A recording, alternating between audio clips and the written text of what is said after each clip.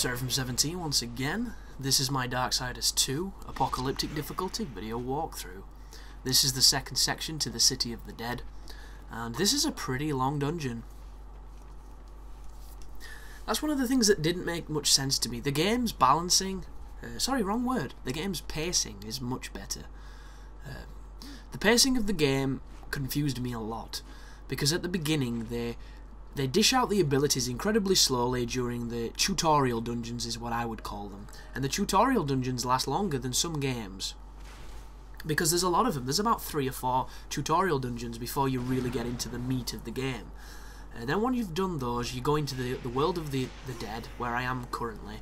And there's a ton of dungeons here. There's a whole stack of them. And you're thinking, this game's pretty long. It's, you know, I'm in the world of the dead. I haven't even got to the world of the angels yet. I haven't even, you know, got back to the real world, because I assumed there was going to be a massive section of the game in, you know, where war was in the human world. So I'm thinking, well, you know, there's going to be tons, and you spend a shit ton of time in the dead side. You go to the angel side for about 2 dungeons that take about 10 minutes. And then you go to the real world for 1 level, which is essentially, you know, a shooting section. And then when you come back, you're at the end of the game.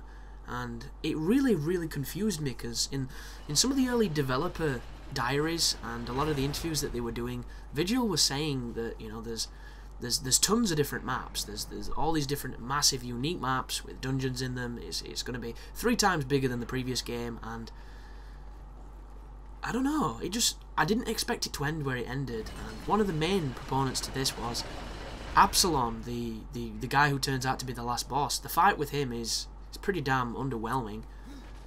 Don't get me wrong, he can be quite challenging if, you know, if you fight him wrong, I guess, but this is a boss that I've killed twice, and both times I did it on my first attempt, so can't be that difficult, really. And I don't know, I didn't expect it to end. You know, when you play a game and you do that interesting feeling in your stomach where you're loving every minute of the game and you're kind of nervous when it's gonna end. And you're thinking every corner's gonna be, you know, this is our final opportunity to do anything. Do you want to save? You're thinking it's gonna be one of those moments, and sometimes that moment comes, sometimes that moment doesn't, and it all depends how good the game is, as if you enjoy the extra length, or if you're thankful that it is quite brief. This game, you don't really get that feeling. I mean, if you're a massive puzzle fiend, you probably could do this for days. You're probably playing all the DLCs and loving them. I found the DLCs to be terrible. Really bad. I did. Is Argyl's Tomb? Boring as shit. Just, you know, I'm so burnt out on Darksiders 2, it's not even funny. Like, I haven't even got all the achievements, and I probably never will, because I don't know. This guide is one of those where it could have easily been, you know, never made. This could have been a balls deep, and I think it would have done better than this guide will do, because nobody's watching it, nobody needs it, and it's a shit ton of work for something that's not really that worthwhile. And it does make me sad to say that, because I do think that this is a fun game. It's got a lot of merit. It's just, people come to YouTube to watch very specific things, and Darksiders 2 just doesn't seem to be one of those things, really. As I'm carrying this lantern and trying not to get beat up by these lovely glowing skeleton guys. Well, dropping some decent equipment at least. It's always good to see triple greens. It's always good to get, you know, bullshitted by the door. Bit of door trolling. Oh, got through, snuck through. Always good. But it makes you wonder who carries these lanterns normally, because look at the size of that. Death is a horseman, and a horseman is a pretty big deal. Who the hell carries a lantern that big? Can you imagine if a Tombury carried a lantern that big? It'd take him 40 turns to reach you. I mean, it already takes him a lot of turns because he's a slow walker, but a slow walker with a giant lantern, he probably wouldn't be able to move. It'd be like watching, I don't know, I was going to say watching a midget move a fridge, but you know, some people, I don't think the term midget is the one that's acceptable. I'm not even too sure about that, actually. I know that they don't like to be called dwarfs, or they might like to be called dwarfs. Or I think little people sounds condescending, so I really do not know what the best term is for somebody who has you know, dwarfism, if it's called dwarfism. And if you know any, and they're cool, and they don't get offended, please feel free to let me know what they like to be, you know, what they refer to their height as, because it's one of those really confusing things. I think I've only ever seen one dwarf before, or one smaller person, or one, I don't know. You can't, it's just weird, isn't it weird how you get shit like that? Certain stuff that you can't say. Like, did you ever have that at school, where if you had somebody that was coloured in your school, someone who was either black or Asian or Chinese, and if you said a certain colour, for instance, if you said black, and there was a black person in your school, everybody went quiet and gasped, like you said it to the face wearing a clan hood, pointing your finger at them, and, you know, in your other hand you had a noose. And I don't get that at all. I've never understood that. And it always happened at school, always happened. And it just didn't make any sense. Never happened when somebody said white. I never got that. But more puzzle solving. Whenever you've got one of these lanterns, there's always a throne with a dude on it who you can see in front of me now, where you have to drop the lantern. And don't forget that you can whip this lantern around quite quickly with the death grip. And there you go. It makes the lovely laser beam.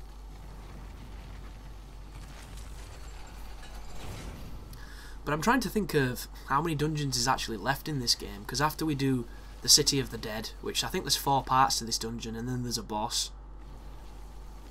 I think after that we actually get to go to the Angel World.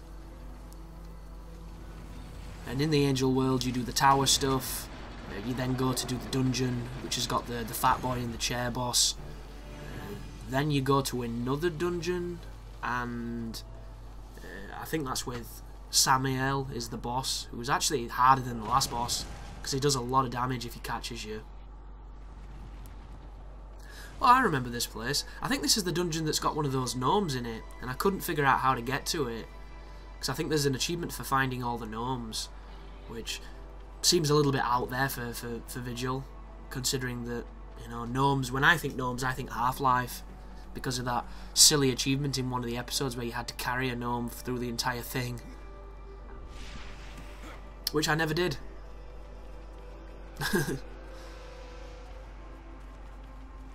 Well, God of War Ascension beta, seen a lot of people playing that. Seen a lot of mixed opinions on it. When I watched it, it looked kind of boring, kind of mashy. Never expected it to be competitive. Thought it'd be co-op. Really curious to how good that game's going to be. Really curious to see how many members of Santa Monica are still working on that title, and perhaps, you know, some of the lead designers and some of the A-team are working on different things, because I think God of War at this point has run its course. Kratos has run his course, at least, because his story's complete, his narrative is over, or it should be over, but in this, you know, generation of sequels, it's fucking never over, is it? Because if Solid Snake can't pull the trigger, who can? Oh, and by the way, when you're fighting these ladies are very dangerous, but the technique I'm using is called Untouchable, pretty much fully upgraded so that crits can give me super life, and just using critical weapons if I can to get my life back. And you can literally damage race them, there's no skill involved, there's no finesse, and I'm actually losing right now, so you'll notice I start using the ability to get some quick life back. But they're all really close to death, so it shouldn't be too much longer. That's interesting as well. You can grab them with the death grip, which might be worthwhile trying out. What's she doing? She's fallen underneath the bridge. Is that death? Yeah, that's death. Silly lady. But a good technique if you can't kill them normally. Try and get them to fall off the edge. But yeah, I love God of War. I really do. The second one is my favourite. I liked the third one a lot, but I do think it was a disappointment coming after the second one. I am looking forward to another one, because I think the controls, the responsiveness, just the brutal feel of God of War is always what's made it fun. And it is a decent challenge as well. And it's generally fair. That's one of the cool things about God of War. It's usually fair. There's a few moments that I would call a little bit bullshitty. I'm looking at the... what are they called now? The first translator. There's the guy. First translator on God of War 2 on Titan. I didn't like that fight at all, because he could die, and I think that's bullshit. Any opportunity where the NPC that you're with can die is bad game design in my book. Don't like it. Don't like it at all. Also the loom chamber. The loom chamber, there should have been a checkpoint midway through that battle. It went on for so long, and that turned out to be the hardest part of the game for me. Just because it was an endurance fight. It was literally an endurance run. And anything that's like that, it requires you to fight difficult enemies for a very long time with very slight margin for error, especially on Titan. But I am curious to see what they do with it, because Greek mythology is something that games have covered in every so often they've covered it, but they've never really done it like God of War did. God of War made it really cool and really fun. And I am wondering how you follow Kratos if you do make a new character, because everybody's saying things like, oh, make a prequel and do this, and it's like, no, commit to something new, guys. Do something different.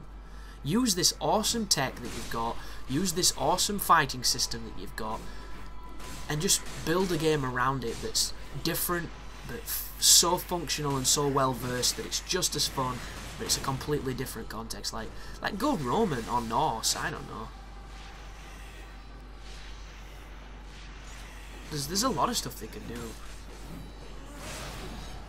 But will they? That's the question, because the biggest problem with anything like this is if the publisher, and I think is Santa Monica's publisher Sony, God of War is a massive flagship for the PlayStation, and there aren't that many flagships for the PlayStation, and that's a shame, because every single one of them is usually really good. And when you think about the PlayStation and the PlayStation 2, they were nothing but unique titles for the most of it, because the other consoles at that moment in time had very few brands that could compete. And it seems a bit of a shame to me that Sony hasn't continued to go along with that type of stuff. And I think a lot of it is because the devs have changed what games they're doing. Like, Spyro doesn't mean shit anymore because it was handed off to has-been developers that aren't very good. We're not seeing many Crash Bandicoots because the person that made that game has moved on to these massive titles that are completely different, and they're having fun building those. It's interesting, really interesting. But there's been an announcement that the PlayStation 4 is not going to have the DualShock. I'm calling it here, guys. If they do that, they commit to that, guaranteed within the first few months of that console's life, they will bring out a revised pad. You know why? Because nobody wants to wiggle a fucking tablet around when they're playing games. Nobody wants to do that. The only people that want to play around with your tablet are the people that already own tablets. And the main proponent that I am for not being, with this whole fucking Wii U controller bullshit, tablet, touchscreen nonsense, is how expensive are controllers now? Anybody know? They're about 40 quid for a controller. Sometimes they're a little bit cheaper, sometimes they're a little bit more expensive. It can depend where you go. But that is literally for a piece of plastic with plastic buttons, a wire, and a bunch of wiring inside of it. That is all it is. It is not the most sophisticated piece of kit. It probably costs the same to make as a pair of Nike trainers do, or Nike if you're American. Which I've never understood, because there's no accent above the E, so why the fuck would we pronounce it like that?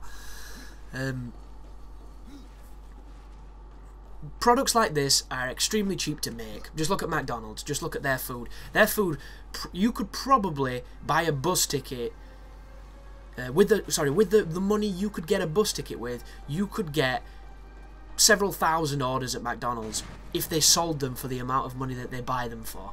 Because essentially the food that they make is completely terrible and bad for you, but it tastes great, so we don't mind that we're killing our insides. But the thing with it is they sell it at such a profit margin that they make a lot of money because it's really, really cheap to mass produce, and it's the same with.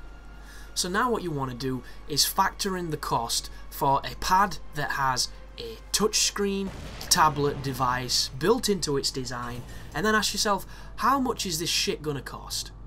And if those controllers die even half as much as the controllers that we use nowadays die, you're gonna go through like 3 to 5 a year.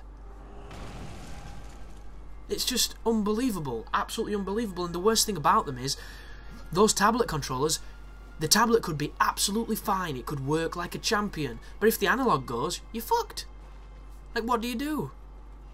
And it's both ways. Controllers nowadays will last as long as you hammer them, essentially. And if you're somebody who only plays games on the weekends for a few hours, your controller might last you a long time. If you're somebody that gets a few hours in every day, your controllers go real quick. And just think how much you're going to be touching this screen if every single game comes out with this novelty of touchscreen application bullshit. Like, I think we're fucking doomed, me guys. I really do. And I'm hoping that... And it just seems like we've gone mad. Everything's trying to follow Nintendo, and Nintendo are the best at doing these ridiculous concepts that turn out to be massively, massively lucrative. Nobody else is as good as Nintendo at doing it. Just look at Sega. Sega tried, man. They tried their best, and it failed. So they had to pull out of the hardware department, and they just focused solely on software. But from a gamer's perspective, what the fuck have Nintendo done in the last few years? Nothing. They've tailored to an audience that is not what I would like. Like, don't get me wrong, Super Mario Galaxy was probably a great game. I didn't play it. Not Twilight Princess, sorry, not Wind Waker, what's it fucking called? Skylight something, Sky Sword. Skyward Sword, there you go. That game is probably amazing. But, when you think about it, they're releasing the same game they've been releasing for years, just with completely different puzzles and everything, and they're still amazing, but what have they really done? Except for make these gimmicks that everybody else is trying so feverishly to copy. We had the motion control bullshit, we had everybody copying that, everybody promising that it was going to be the next best thing since, touching your penis. And what did it turn out to be? Bullshit. Utter bullshit. When was the last time you turned your Kinect on? Exactly.